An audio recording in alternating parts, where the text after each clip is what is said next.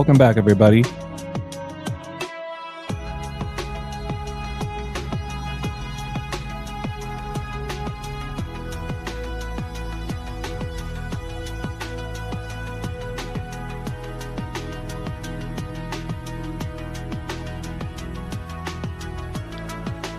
Can you guys hear me okay?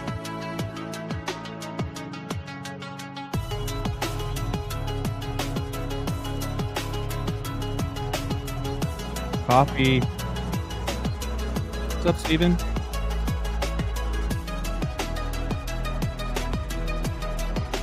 Thank you, Coffee, for the thumbs up. We're about to get started. Thank you, Adam. Thank you, Quantum.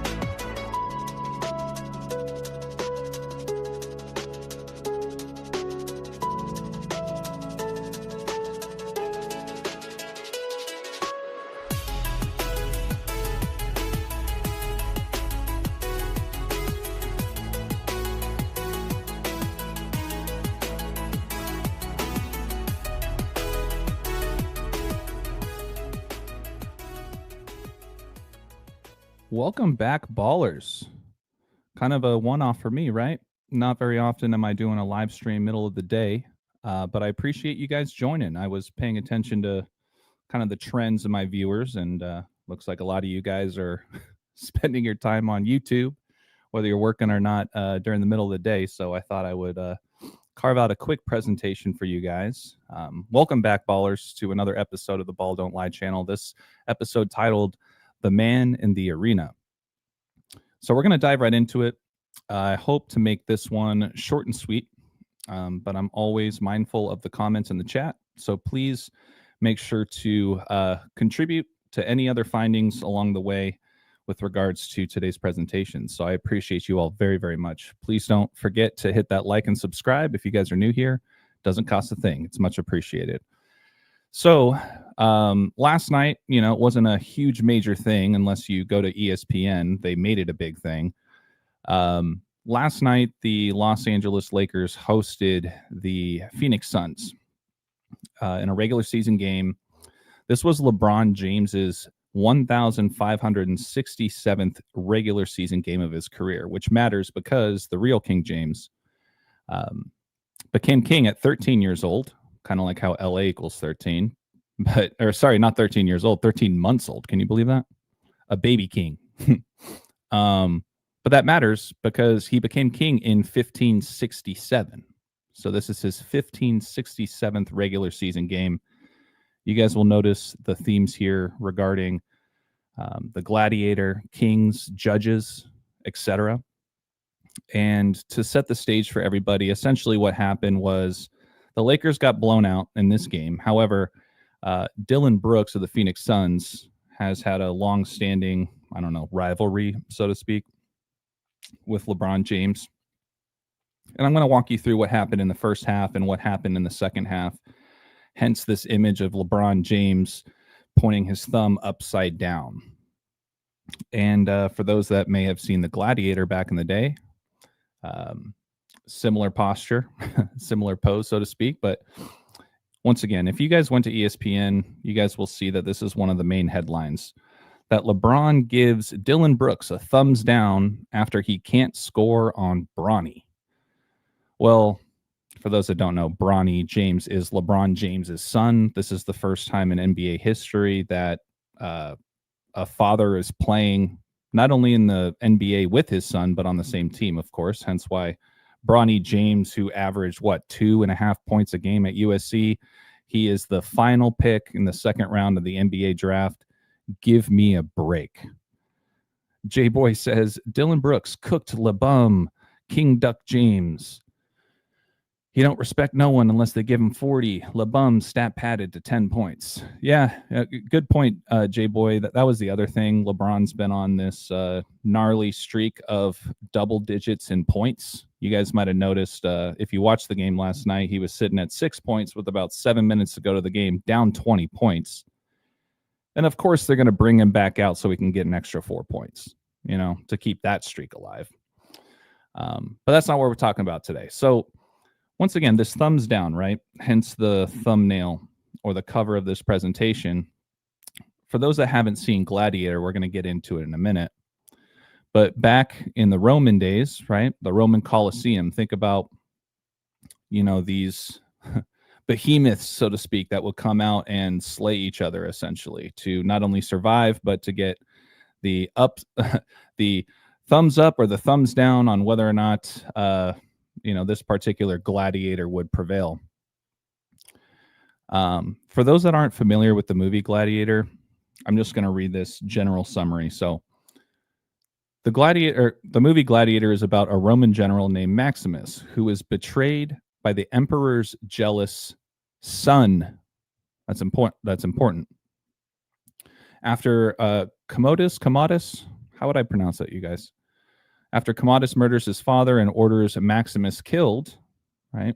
The main character of Gladiator, Maximus escapes and is forced into slavery. He becomes a gladiator, rises to fame in the arena, right?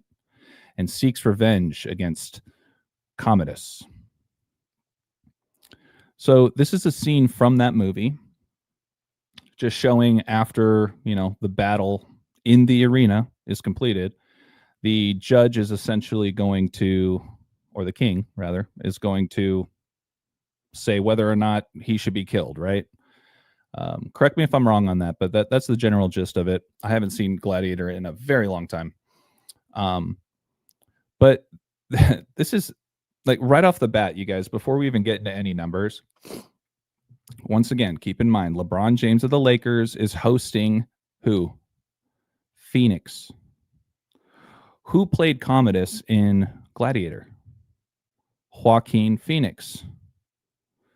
Notice that he's wearing those Lakers colors, the color of royalty, right? So right off the bat, I was like, oh, wow, that's interesting. Because right when I saw LeBron James do that thumbs down, that was the first thing I thought about, this scene in Gladiator. And of course, I was like, oh, yeah, what are the odds? Commodus is played by Joaquin Phoenix, and he does the thumbs down against who? Phoenix, right? Now, I emphasized arena. That's important too, because LeBron James over the years, especially with all the hate that he's gotten, especially once he left for Miami, I want to say, I was trying to find it, but I want to say he even read this poem or speech from Theodore Roosevelt called The Man in the Arena. So The Man in the Arena originates from a speech given by Theodore Roosevelt on April 23rd, 1910 at the Sorbonne in Paris. Okay. And I just thought it was very peculiar that Theodore Roosevelt and Joaquin Phoenix are only one day apart with regards to their birthdays. But LeBron takes it even a step further to where apparently some sources say that LeBron writes "Man in the Arena" on his shoes for every game. I don't know if that's true, but he's definitely done this multiple times throughout his career.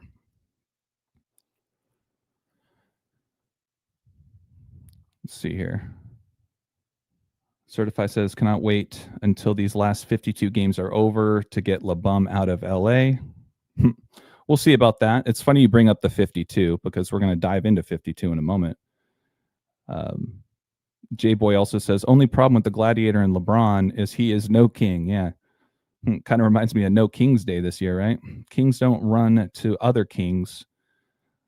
Teams like LeBron ran to Wade team. Yep, exactly. That was a big part of why he was hated, not only leaving his hometown, but joining two other superstars to win championships. You would have thought they would have won all four, right? Those years, but nope. Anyways, now we're going to segue to something a little bit more biblical. Now, first of all, notice that we're about to dive into a Bible verse from Judges 1:7. 1:7 is something that we have been talking about recently, especially on our Eye to Eye weekly podcast. I'll see you guys tonight. Where Cody especially has really been honing in on the 17s. Think about this. LeBron James left the 17th state, Ohio, to come to LA. That news was announced on July 1st, the date written 1/7 in the majority of the world.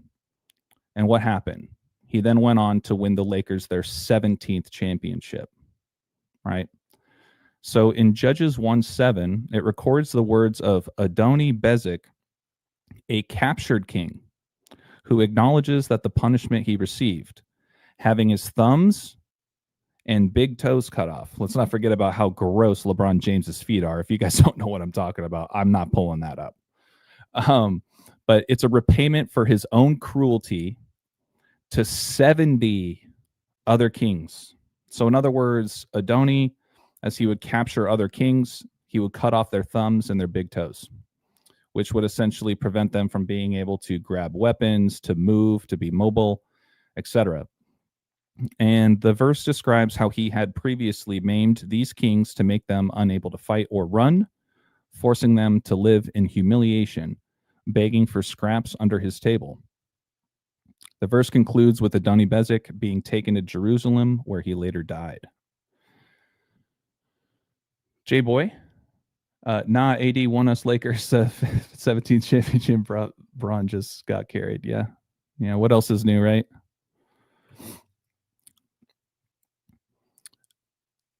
So the 70 is important, you guys. Reason being, we're talking about Dillon Brooks, right? LeBron gives Dillon Brooks the thumbs down after he can't score on Bronny. And we just talked about Judges 17 with the king, Adoni-Bezek, who was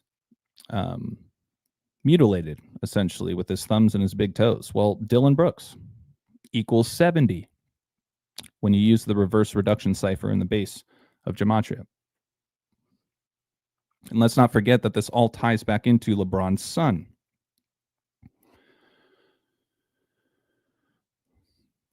So, essentially, as I always do, right, with these types of events, rituals, whatever you want to call it, I always measure from the birthdays to the date of whatever the event or the ritual is. So just notice that from the date of this game, which was yesterday, December 1st, to LeBron's upcoming birthday, it's exactly 29 days. And you do the same measurement to Dillon Brooks's birthday, January 22nd. Familiar date? When Kobe Bryant scored 81 points on January 22nd, the date written 1-2-2, where the Lakers scored 122 points, etc. But notice that it was also a span of 52 days before Dillon Brooks's birthday. Interesting, considering that the word mutilate in the reduction base ciphers of Gematria equal 29 and 52. Well, guess what? Bronny equals 29 in the reverse reduction cipher. LeBron James Jr., which is his actual name, also equals 52. I told you guys I'd get to those 52s. Even further. So here's what happened. Dillon Brooks in the first half, he's an antagonist. He likes to really rile the crowd up, especially in road games like this, to get the crowd to boo him, etc. But essentially, he cherry picks on a play and gets a fast break dunk right as not over LeBron James, but LeBron is right there, and then he starts doing all this gloating, if you will. Well, notice that Dillon Brooks in that dunk, you guys can go back and watch it, he scored the 66th points for Phoenix. Well, in the simplest cipher, A1, B2, C3, LeBron 66, Dillon 66, Lakers 66. Okay? Keeping the Lakers on what? 52 points in this moment. So we just talked about the 52s. It was exactly 52 days before Dillon Brooks's birthday, right? And once again, Bronny James, the son, is essentially the focal point of all of this. And as I mentioned, this took place in the first half of this game. And where the thumbs down comes into play, you guys, is towards the latter half of the game. In the second half, Dillon Brooks is facing off against LeBron's son, Bronny. I apologize for not a clearer picture here, but you guys can see it. Dillon Brooks wears number 3. Bronny wears number 9. Interesting. Because the sun in the sky is said to be 93 million miles away on average, right? So you got 9 versus 3. Dillon Brooks was called for a travel on this particular possession. He missed the shot. And then it's almost like it was so pre-planned. They went directly to LeBron with the camera right after this play. And that's when you see LeBron do the thumbs down, right? But words like God's son, think about sun in the sky. Think about how in the Christian or Catholic faiths, they worship God's son on Sunday, spelled S-U-N. But God's Son 93, Jewish mysticism 93, and reverse reduction.